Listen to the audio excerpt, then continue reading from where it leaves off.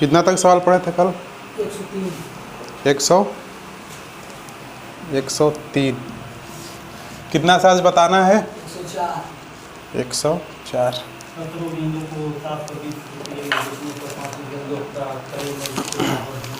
देखिए सवाल number 104। 104 number में दिया है कि 17 गेंदों को 720 रुपये में बेचने पर 5 गेंदों के क्रय मूल्य के बराबर क्या होती है? हानि होती है। तो एक गेंद का क्रय मूल्य क्या है? बनाया है इस सवाल को? इस सवाल को आप लोगों ने बनाया है? देखिए ध्यान से हम बनाते हैं। अच्छा, 17 गेंदों को 720 रुपये में बेचने पर 5 गेंदों के क्रय मूल्य के बराबर क्या होती है? हानि होती है ना? ये बताइए, थोड़ा समय आपको समझा देता हूँ। 100 क्या है? 104, ठीक है ना? यहाँ पे देखिए 17 गेंदों को 720 रुपये में बेचने से 5 गेंदों के क्रय मूल्य के बराबर हानि होती है, ठीक है? अच्छे बताइए एसपी कितना है हमारा? 17 है ना? 17 गेंदों को बेचा है, लॉस कितना का लिया है? 5 गेंद का लॉस लिया है ना? तो ये बताइए क्रय मूल्य क्या हो सकता है? इधर देखिए, बात ना करें। 17 गेंद आपने बेचा है और 5 गेंदों के बराबर क्या होती है? हानि होती है। तो हमारा क्रय मूल्य क्या होगा? इसको घटाना पड़ेगा ना, यानी क्रय मूल्य क्या हो जाएगा? 12 रुपये, ठीक ना? देखिए इसी को आपको बस समझना है। हम अगर कहते हैं कि यहाँ पे आप हैं, ठीक ना, और आपने किसी एक दूसरे आदमी को क्या किया है कि 17 को गेंद बेचे हैं, ठीक ना? आपने इसको क्या किया है ना कि 17 को गेंद जब इसको बेचे हैं 17 गेंद, तो आपको मालूम ये चला कि हमने तो 17 गेंद उसको बेचा, लेकिन हमको 5 गेंद क्या हुआ ना कि 5 गेंद के बराबर हमको हानि हो गई, ठीक ना?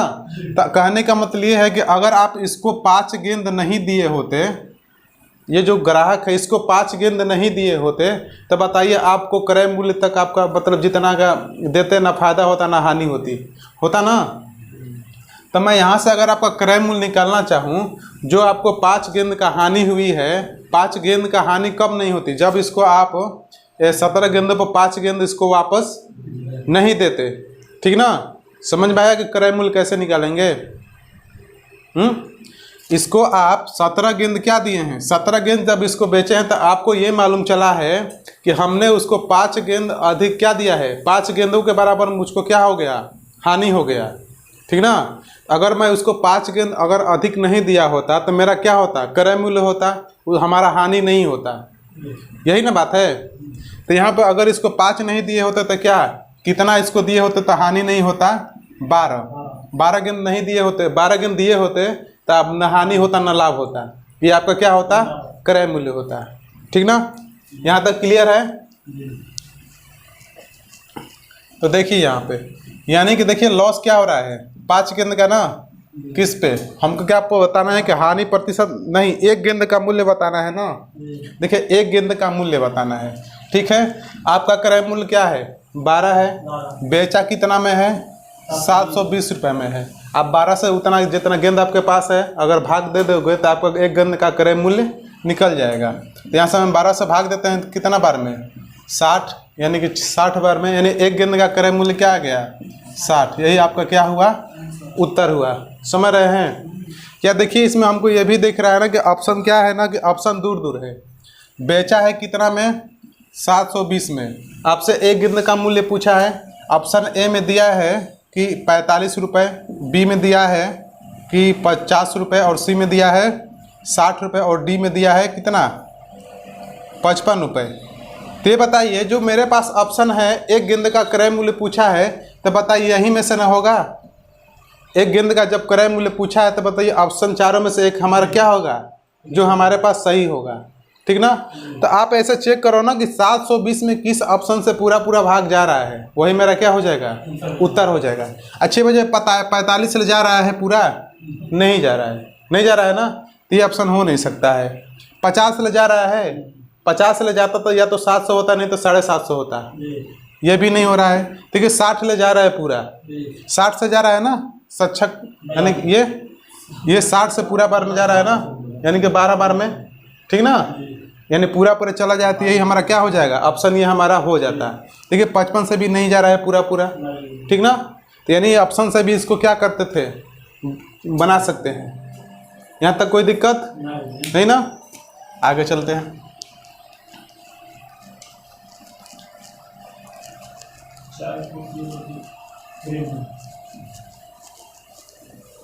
आगे क्या है, 105 थोड़ा ध्यान से देखिएगा। कह रहे हैं ना कि 4 कुर्सियों का विक्रय मूल्य 5 कुर्सियों के लागत मूल्य के समान है, लाभ प्रतिशत क्या है, ठीक ना। अच्छा देखिए, कभी कभी आपने सुना होगा कि जब भी आपको लाभ या हानि परसेंट ज्ञात करना हो, जब भी लाभ या हानि परसेंट ज्ञात करना हो, तो जब वस्तु की बात हो, जब वस्तु की बात हो तो आप लाभ प्रतिशत किस पे निकालते हैं, विक्रय मूल्य पे निकालते हैं। समझ रहे हैं, इसमें 2 कंडीशन होता है प्रॉफिट लॉस में। जब वस्तु पर आप लाभ हानि निकालोगे, यानी कि 4 वस्तु लाया और 3 वस्तु बेच दिया, तो रुपए की तो बात नहीं कर रहा है, कर रहा है कितना हमको लाभ प्रतिशत होता है। भाई वस्तु बेचे हो, वस्तु खरीदे हो, तो लाभ या हानि प्रतिशत वस्तु पर ही होगा। तो जब लाभ या हानि प्रतिशत वस्तु पर होता है तो उस समय क्या होगा, आप हमेशा विक्रय मूल्य पर लाभ या हानि परसेंट क्या करोगे, निकालोगे, ठीक ना। लेकिन अभी तक हमने क्या पढ़ा था, क्रय मूल्य पर ही पढ़ा था ना, रुपए पर, तो इसको हम क्या कर लेते हैं ना कि रुपए पर बना लेते हैं। वैसे भी हम बता सकते हैं, देखिए अगर रुपए पे बना सकते हैं, देखिए अच्छे बताइए, कहा है ना कि 4 वस्तुओं का विक्रय मूल्य, तो 4 वस्तुओं का 4 इंटू विक्रय मूल्य यानी 4 इंटू एसपी लिख सकते हो। पहला लाइन क्लियर, यानी कि 4 का मतलब गुणा वस्तुओं का विक्रय मूल्य यानी कि एसपी सेलिंग प्राइस, 4 वस्तुओं का विक्रय मूल्य। कह रहा है किसके समान है, 8 वस्तु, ये देख, हाँ रुकिए, ये 5 वस्तुओं के 5 कुर्सियों के लागत मूल्य के बराबर है। सवाल फिर से सुनिए, 4 कुर्सियों का विक्रय मूल्य 5 कुर्सियों के लागत मूल्य के क्या है, समान है। समान के लिए क्या करना पड़ेगा, बराबर का चिन्ह लगा सकते हैं। 5 कुर्सियों के लागत मूल्य के बराबर है, तो 5 कुर्सियों के लागत मूल्य 5 इंटू CP लिख सकते हैं, हो सकता है ना। अच्छे बताइए, अगर मैं यहाँ से आपसे पूछूं कि बताइए CP क्या है और SP क्या है, तो बता सकते हो ना, यानी कि आध बीच वाला का बीच वाला हो जाएगा और दूर वाला का दूर वाला हो जाएगा। आपको समझ में आया, ऐसा कंडीशन पहले भी आप पढ़ चुके हैं। तो यहाँ से मैं आपसे पूछूं कि CP क्या हो जाएगा, तो CP क्या हो जाएगा 4 और SP क्या हो जाएगा 5, ठीक ना। अब देखिए हम इसको रुपए पे बना लिए, आपने 4 रुपये में लाया और 5 रुपये में क्या किया, बेचा। आपको लाभ दिख रहा है कुछ, यानी कि लाभ कितना का दिख रहा है, 1 का लाभ दिख रहा है, किस पे, क्रय मूल्य पे, ठीक ना। अभी मैं वस्तु पर नहीं निकाल रहा हूँ, अभी मैं निकाल रहा हूँ किस पे, क्रय मूल्य पे, यानी क्रय मूल्य क्या है 4, ठीक। अब परसेंट के लिए क्या करना पड़ेगा 100, तो आपको क्या आएगा 25% का क्या हो रहा है, प्रॉफिट। कोई दिक्कत है यहाँ तक आपको किसी को भी नहीं ना।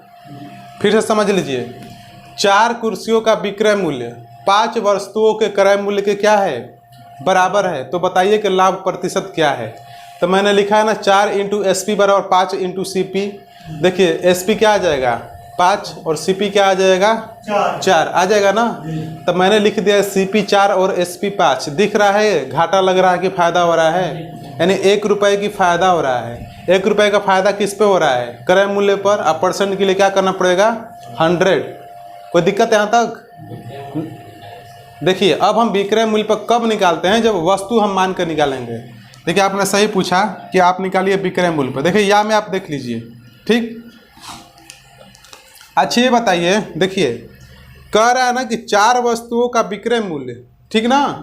4 वस्तु बेचा है, यानी SP क्या है 4 वस्तु बेचा है, 5 कुर्सियों के लागत मूल्य के बराबर है, यानी कि CP क्या है 5, ठीक ना। ये अभी बात हो रही किसकी, वस्तु की। यानी कि वो 5 वस्तु खरीद के लाया है, यानी कि 5 कुर्सी खरीद के लाया है।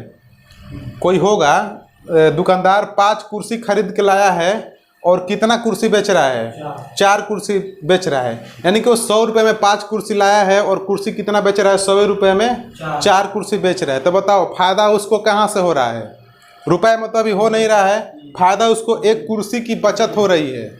हो रही है ना। यानी कि देखो 100 रुपये में अगर वो लाया होगा 5 को कुर्सी, लेकिन 100 रुपये में ग्राहक को कितना कुर्सी बेच रहा है, 4 कुर्सी बेच रहा है, तो उसको लाभ कहाँ से हो रहा है बताओ। एक कुर्सी बच जा रहा है ना। अब समझ रहा है ना कि मेरा एक कुर्सी तो क्या है, यही मेरा लाभ है, ठीक ना। तो यहाँ पर एक कुर्सी का फायदा ले रहा है ना, तो हम निकाल सकते हैं प्रश्नानुसार कि एक कुर्सी का फायदा ले रहा है। देखिए अभी रुपए नहीं है, ये कुर्सी का फायदा ले रहा है। यानी कि वस्तु, जब भी वस्तु की बात करें तो विक्रय मूल्य किस, यानी नीचे क्या लिख रखेंगे, यानी कि लाभ बटा में क्या रखेंगे, विक्रय मूल्य। जब वस्तु पर ज्ञात करेंगे तब विक्रय मूल्य क्या है 5, और ठीक ना, नहीं विक्रय मूल्य क्या है यहाँ पे 4, ठीक ना। अब परसेंट के लिए क्या करना पड़ेगा 100, तो कितना आ गया 25%, ठीक ना। देखिए थोड़ा ये आपको कंफ्यूज करेगा। अब दिमाग में शुरू से है ना कि लाभ या हानि परसेंट हम क्या निकालते हैं, क्रय मूल्य पर निकालते हैं। अब तो यहाँ विक्रय मूल्य पर निकालना पड़ा, लेकिन वस्तु की बात हो रही है तब हम निकाल रहे हैं। नहीं तो यहाँ पर देखिए मैंने रुपए पे निकालना सिखाया है, ठीक ना। आप दोनों मेथड से कर सकते हो। यहाँ तक कोई दिक्कत, कोई डाउट है अभी, सही बताना। ठीक है।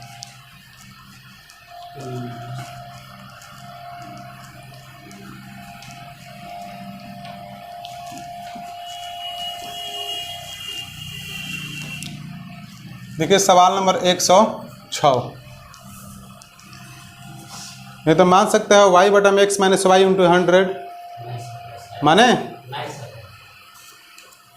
आपको कंफ्यूज हो जाएगा किसको y माने किसको x माने ना। हाँ ठीक है। अब देखिए सवाल नंबर 106, 9 पुस्तकों का क्रय मूल्य 8 पुस्तकों के विक्रय मूल्य के समान है। अच्छा आप ये बताइएगा मैं वस्तु पर बताऊं या रुपए पे बताऊं। रुपए पे सिंपल है, ठीक ना, रुपए पे आपका सिंपल है, तो कोई दिक्कत नहीं है। आप जिस तरह से समझ में आप उस तरह कर लीजिएगा। देखिए इसको बनाने का बहुत सारा मेथड है, लेकिन जो सिंपल है मैं वो आपको बता रहा हूँ। क्या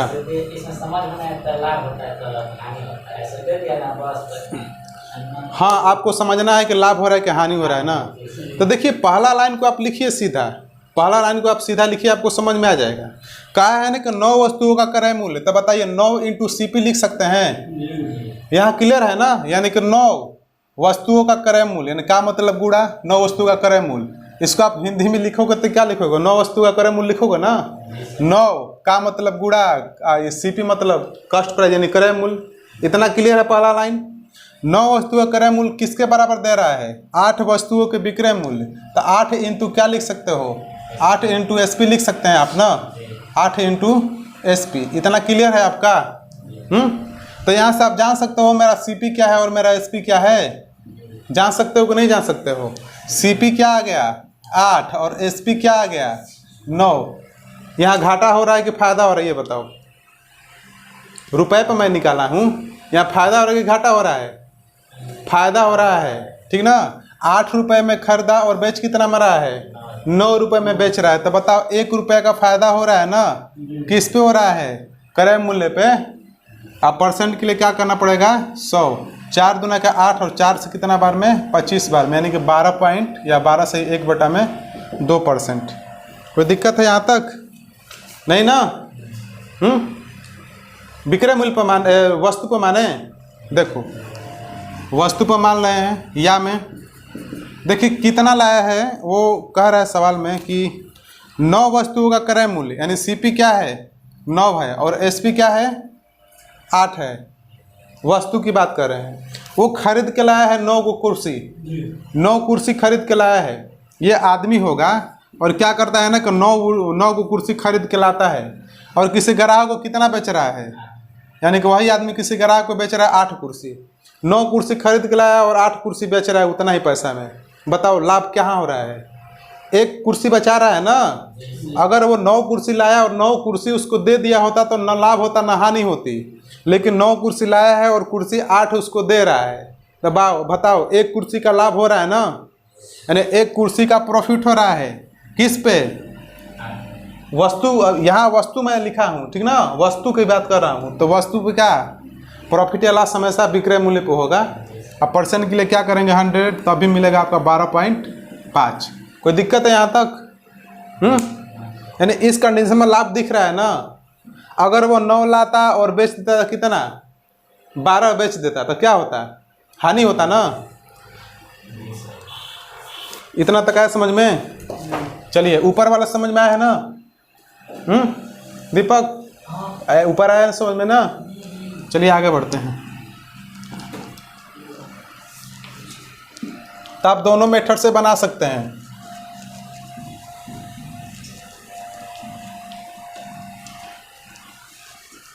आगे सवाल नंबर 107 में दिया है कि यदि 12 टेबल का क्रय मूल्य 16 टेबल के विक्रय मूल्य के बराबर है। देखिए 16 टेबल का 12 टेबल का क्रय मूल्य यानी 12 इंटू CP लिख सकते हैं।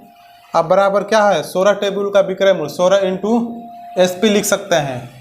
ऐसा कर सकते हैं ना। देखिए यहाँ पे अच्छी बात है, यहाँ कटा भी सकते हैं, 12 और 16 को कटा भी सकते हैं, 12 16 को कटा भी सकते हैं, कोई दिक्कत नहीं। या मैं इसी तरह लिख, CP कितना है 16 है और SP कितना है, SP कितना है 12 है, ठीक ना।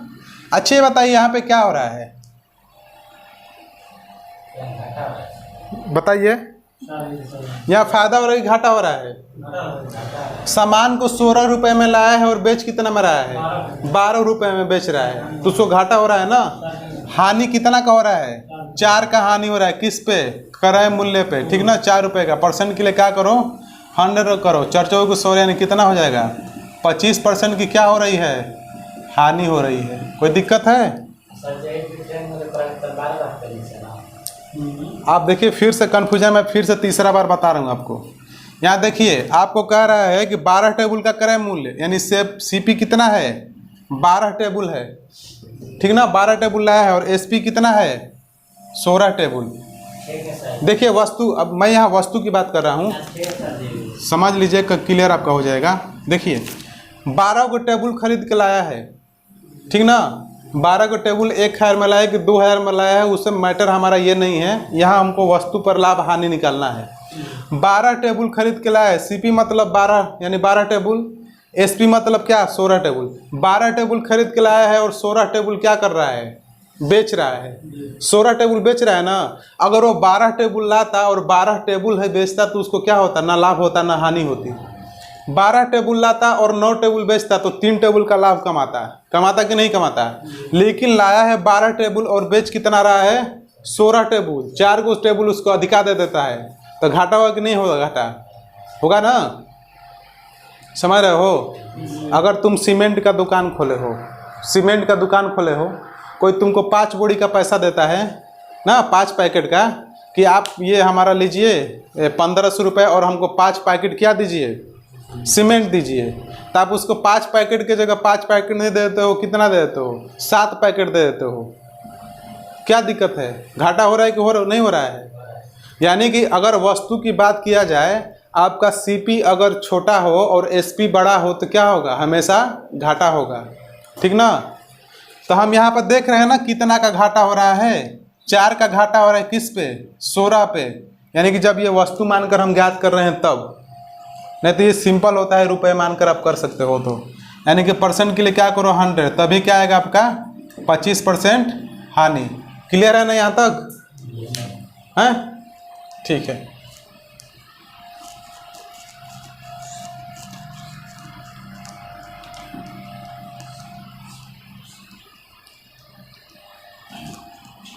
आगे क्या है, सवाल नंबर 108। 108 में दिया है ना कि यदि 12 वस्तुओं का क्रय मूल्य 9 वस्तुओं के विक्रय मूल्य के बराबर है।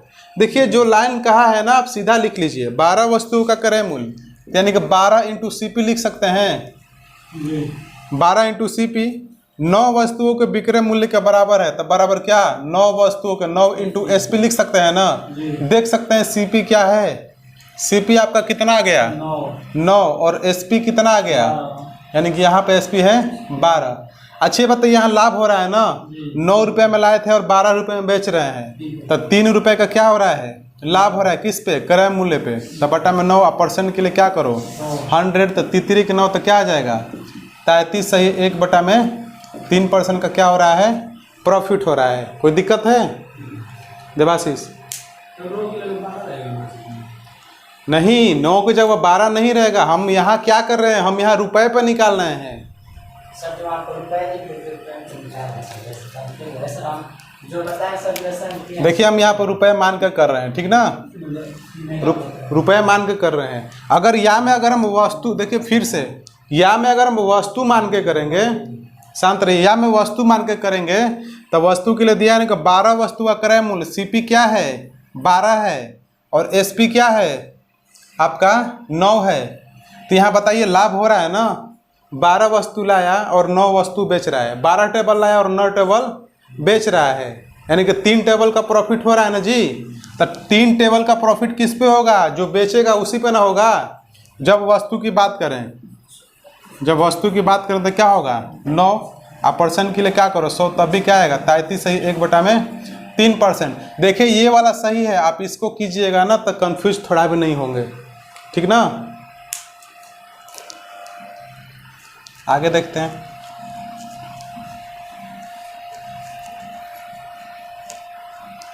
दोनों में से आप एक मेथड पकड़ लो, कोई भी करो। अब अगर वस्तु मानोगे तो विक्रय मूल्य पर निकालना, रुपए मानोगे तो क्रय मूल्य पर आप निकालना, ठीक ना। वस्तु मानोगे तो विक्रय मूल्य पर निकालना, और रुपए मानोगे तो क्रय मूल्य पर निकालना।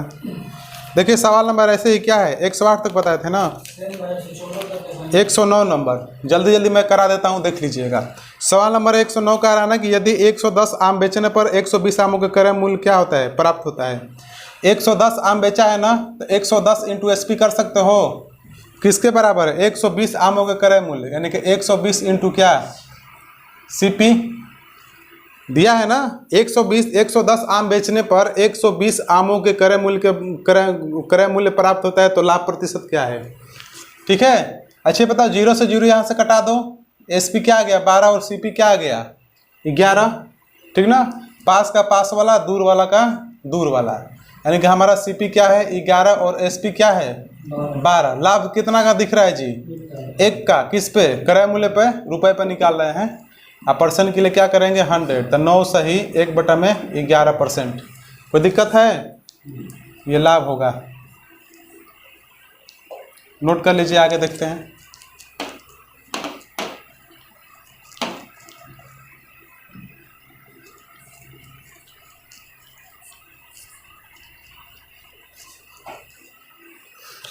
सवाल नंबर 100 क्या है 10,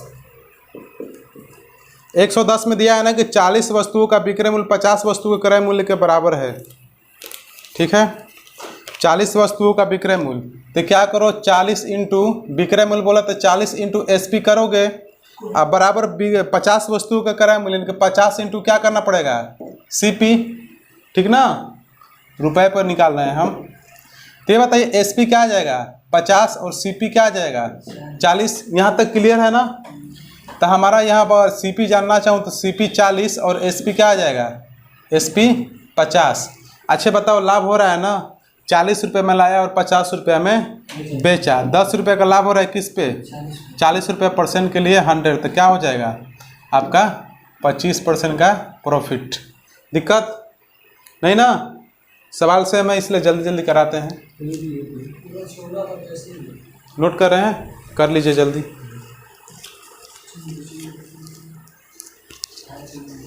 साथ साथ नोट करते रहिए।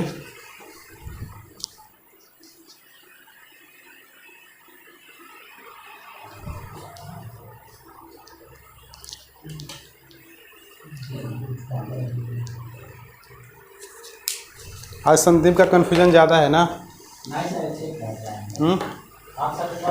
अरे इसको करने का बहुत तरीका, x माइनस वाई बटा में y निकालोगे, इंटू 100 करोगे तब भी आ जाएगा ना।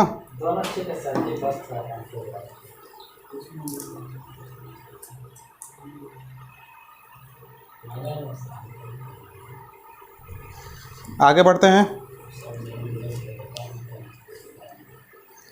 ठीक है। आगे देखते हैं सवाल नंबर आगे क्या है।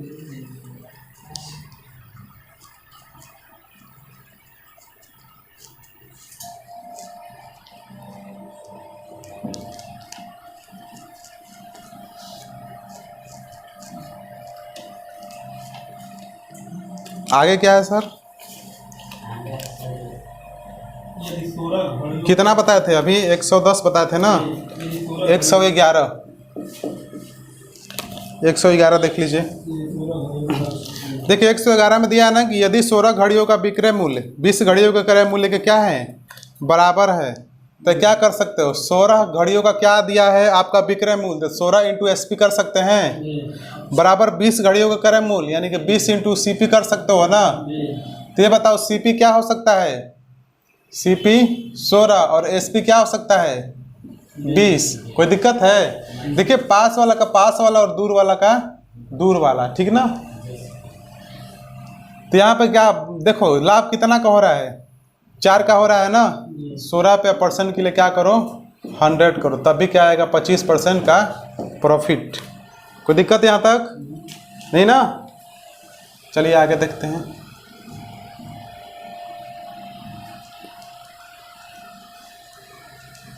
सवाल नंबर 100 क्या आएगा? 112 ऐसा ही है।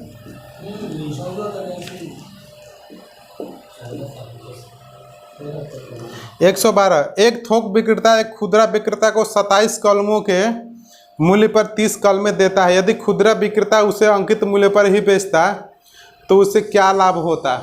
समझ रहे हैं? क्या लाभ होता? ठीक है, यानी कि कितना कलमें देता है? 30 कलमें। तो क्या कर सकते हो? 27 कलमों के मूल्य पर 30 कलमें देता है, यानी कि 3 कलमों का लाभ होता है ना। 3 9 27 यानी आपका आ जाएगा 11 से 1/9%। कितना कलम देता है? 27 कलमों का स्थान पर, यानी कि 27 इंटू क्या करोगे? 27 इंटू SP, ठीक है, बराबर आपका हो जाएगा 30 इंटू CP। कोई दिक्कत है? CP क्या हो गया? CP 27 और SP क्या हो गया? 30। 3 का लाभ दिख रहा है। 27 % के लिए क्या करो? 100 करो, तो आपका क्या आ जाएगा? 3 9 27 यानी कि 11 से 1/9% का क्या हो रहा है? प्रॉफिट हो रहा है। कोई दिक्कत नहीं ना। आगे देख लो।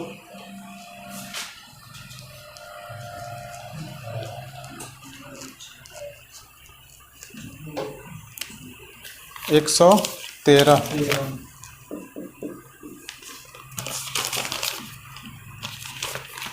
113 ना कि चटर्जी ने एक कार खरीदी और उसकी मूल कीमत पर 15% उसे विक्रेता छूट उसे विक्रेता से मिली। उसने उसे फिर खरीद मूल्य के 20% लाभ पर बेच दिया। उसे उस कार के मूल्य पर कितना प्रतिशत लाभ हुआ? देखिए यहाँ से क्वेश्चन आपका सारा चेंज है ना। कोई चटर्जी नाम का कोई व्यक्ति है, वो क्या करता है ना कि जो कार का मूल कीमत है उस पर वो 15% क्या पाता है? डिस्काउंट पाता है। तो जो 15% डिस्काउंट पे खरीद के लाता है तो उसको क्या करता है ना कि जो खरीद के लाया है उस पर ना वो 20% लाभ पर क्या करता है? किसी दूसरे व्यक्ति को बेच देता है। तो उस कार के मूल्य पर कितना प्रतिशत क्या हुआ? चटर्जी को लाभ हुआ। आया समझ में?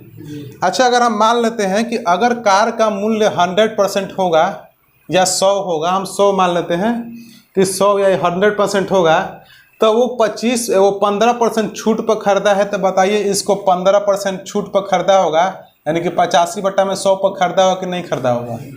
यहाँ तक क्लियर है कि कार का मूल्य अगर 100% या 100 रुपये होगा तो ये बताइए वो 15% डिस्काउंट पर खरीदा यानी कि 85% पर खरीदा होगा कि नहीं खरीदा होगा? अब उसके लिए क्या हो गया? चटर्जी के लिए क्रय मूल्य हो गया। इतना कैलकुलेशन करने के बाद चटर्जी के लिए क्या हो गया? क्रय मूल्य हो गया, ठीक ना। अब इसको क्या करता है ना कि वो 20% लाभ पर क्या करता है? बेच देता है। 20% लाभ पर वो बेच देता है, यानी कि 20% लाभ पर बेच दिया होगा। तो बताइए यहाँ तक चटर्जी के लिए क्या होगा? ये क्रय मूल्य होगा ना। अब 20% लाभ पर बेच दिया यानी कि 120 पर बेच दिया होगा कि नहीं बेच दिया होगा? कोई दिक्कत यहाँ तक नहीं ना। आप समझिए थोड़ा सा। अब क्या है, बस कैलकुलेशन करना है आपको। ये 100 से 100 कटा सकते हैं ना। ये 5 से कितना बार में? 17 बार में। 5 से कितना बार में? 20 बार में। 20 से कितना बार में? 6 बार में। आपका टोटल कैलकुलेशन करने पर क्या है? 17 6 का 102, ठीक ना। अब देखिए हमने उसकी कीमत क्या माना था? 100, और हमारे पास कितना आ गया? 102। तो ये बताइए लाभ कितना दिख रहा है? लाभ आपका 2 का दिख रहा है ना। 2 का लाभ दिख रहा है, यानी कि आप डायरेक्ट यानी 100 माने हो तो क्या है, 100 से जितना ज़्यादा होगा क्या करोगे, 2% का क्या होगा, आपका लाभ होगा। कोई दिक्कत यहाँ तक नहीं ना? थोड़ा डिटेल में समझ लो इसको। अच्छा ये बताइए, अगर यहाँ पे एक कार है, यहाँ पे कार है, उसका मूल्य 100 रुपये है, उसका मूल्य 100 रुपये है। चटर्जी जाता है कार के पास और उसका मालिक बोलता है ना कि मैं इस पर 15% डिस्काउंट दूंगा। तो अगर 100 का 15% डिस्काउंट चटर्जी पाया तो कितना पर खरीदा होगा, 85 पर खरीदा होगा ना। अब ये चटर्जी क्या किया, 85 पर खरीदा। नहीं, पेन चल नहीं रहा होगा, दूसरा पेन दे दो कोई, ठीक ना। अभी कितना पे खरीदा, 85 पे खरीदा। भाई चटर्जी के लिए तो 85 रुपये हुआ ना कि मैं कार चटर्जी यहाँ पे गया है शोरूम में और कार मालिक बोलता है ना कि ये इस पे आपको 15% की डिस्काउंट मिल रही है। तो 15% की डिस्काउंट मिली तो कितना पे खरीदा, अब वो 85 पे खरीदा। अब क्या करता है चटर्जी ना कि इसको 20% लाभ पर बेच देता है, ठीक ना, 20% लाभ पर बेच देता है। तो ये बताओ 85 का आप 20% निकालोगे तो क्या मिलेगा, 17 मिलेगा ना, 8.5 यानी कि 10% यानी दुगना 17 हो जाएगा, यानी कि 20% बराबर 17। तब बताओ चटर्जी ने कितना पर बेचा होगा, ये सीपी हो गया और ये प्रॉफिट हो गया, यानी कि दोनों को जोड़ोगे तो चटर्जी कितना पर बेचा निकल जाएगा ना, 85 17 क्या होगा, 102, यानी 102 पर बेचा। अब देखो कितना % का लाभ हो रहा है, 2% का। कोई दिक्कत है? ठीक है, आगे बढ़ते हैं।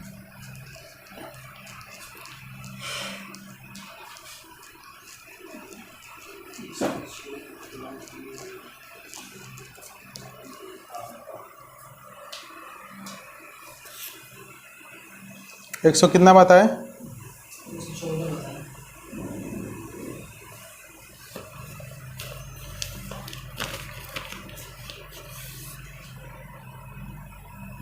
114 बताना है ना, देख लीजिए 114। यहाँ पे सोमेश ने एक माइक्रोवेव ओवन खरीदा और उसकी वास्तविक कीमत से 10% कम अदा किया।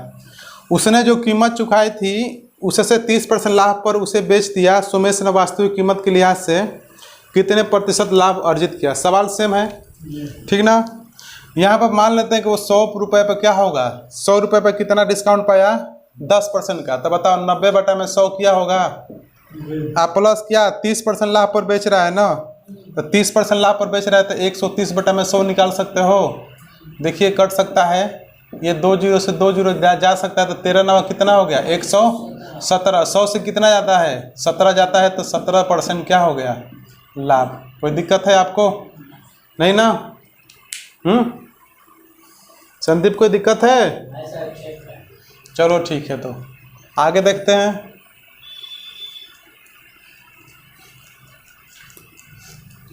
आगे क्या है, सवाल नंबर 115।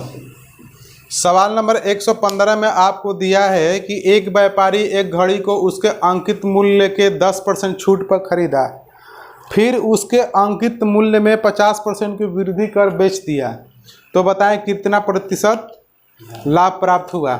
बना सकते हैं इसको,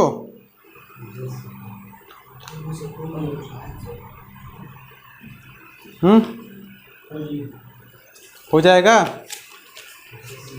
देखिए हम बताते हैं कैसे होगा। याद देखिए थोड़ा कंफ्यूज किया, अंकित मूल्य पर खरीदा। अच्छा ये बताइए उसके अंकित मूल्य के 10% छूट पर खरीदा, ठीक ना। अच्छी बात है, हम मान लेते हैं क्या इसका MRP, अंकित मूल्य को इंग्लिश में क्या करोगे, MRP, ठीक ना।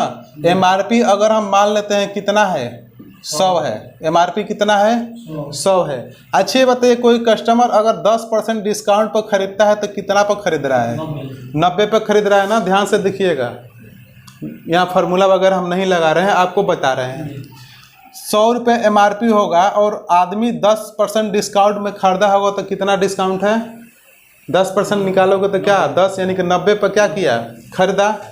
अब कह रहा है कि फिर उसके अंकित मूल्य में 50% की वृद्धि की, यानी अंकित मूल्य के पर 10% कम में खरीदा और अंकित मूल्य पर ही क्या किया, 50% की वृद्धि की। तो बताओ इसका अगर 50% निकालोगे तो क्या होगा, 150 होगा। यानी कि 90 में खरीदा है और 150 में क्या किया है, बेच दिया है 50% वृद्धि करके। तो बताओ 90 में खरीदा है और 50 में बेचा है कुछ लाभ दिख रहा है? लाभ कितने का हो रहा है? 60 का हो रहा है। किस पे हो रहा है? 90 पर। और परसेंट के लिए क्या करना पड़ेगा? 100 करना पड़ेगा ना। तो 3 दूना के 6, 3 दूना के 6 और तीसरी के 9, ठीक ना। तो हमारे पास क्या आ गया? 200/3। तो क्या होता है? 66 सही 2/3% प्रॉफिट। कोई दिक्कत है यहाँ तक? नहीं ना? कोई दिक्कत है तो बताओ।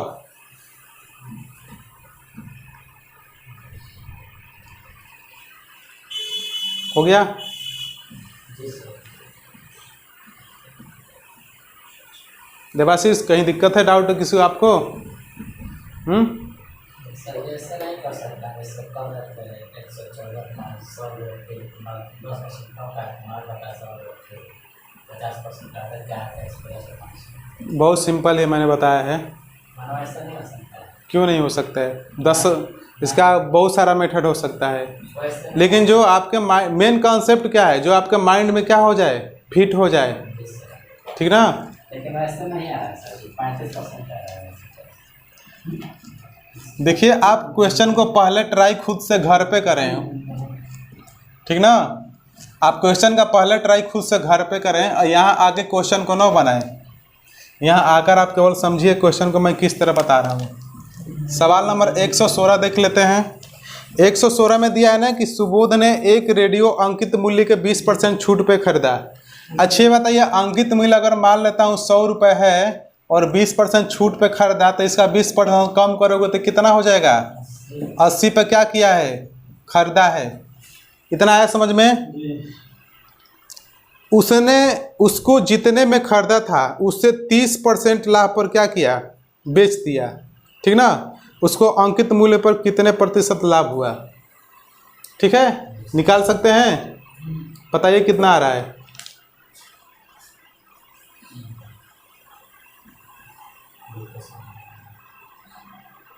जल्दी बताइए, सवाल सेम है।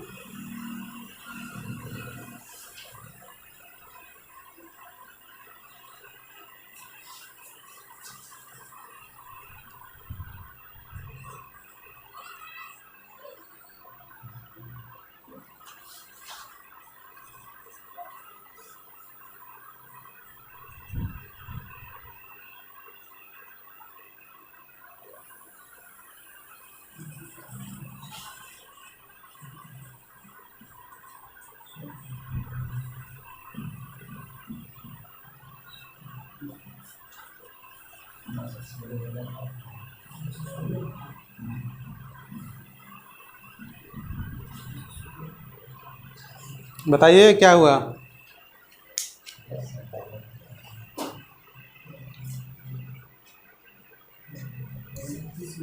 अभी किसी का भी उत्तर नहीं आया, जल्दी बताएं।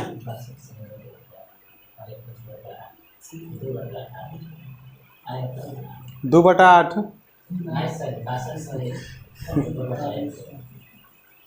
एक ऑप्शन इसमें है, इनमें से कोई नहीं रहा। उत्तर देखिए कितना एक्चुअल ऑप्शन कितना दे रहा है, नोट कीजिए 116 का। बताइए कितना आंसर आ रहा है 116 का? आंसर दिया है? 4% क्यों नहीं आ रहा है?